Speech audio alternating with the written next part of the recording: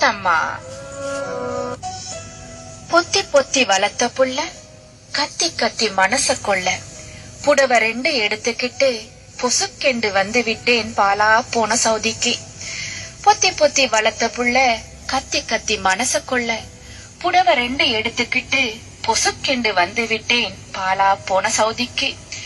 பேப்பரில என் பெயர் எழுதி தூக்கி தூக்கி காட்டினான் ஒருவன் சவுதி ஏர்போர்ட்டில். நடுநடுங்கியே நான் போனேன் நாய் அவன் பின்னால்.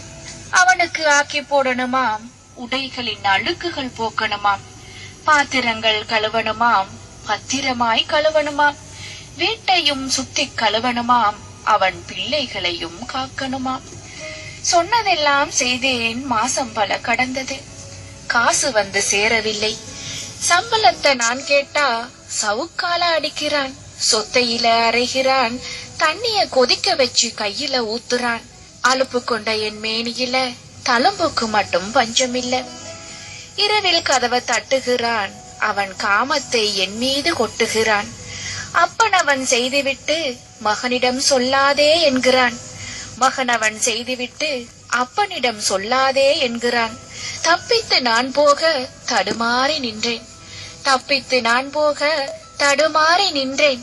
சந்தர்ப்பம் கிடைத்தவுடன் சட்டென்று பாய்ந்தேன் அந்நரக வீட்டை விட்டு. அடைக்கலம் கொடுத்தான் நம்மவன் ஒருவன், நல்லவனாக இருந்தான், நன்றாகவே பேசினான். நம்பி நானும் போனேன், எம்பசிக்கு அனுப்புகிறேன், என் பசி தீரு என்றான் அவனும்.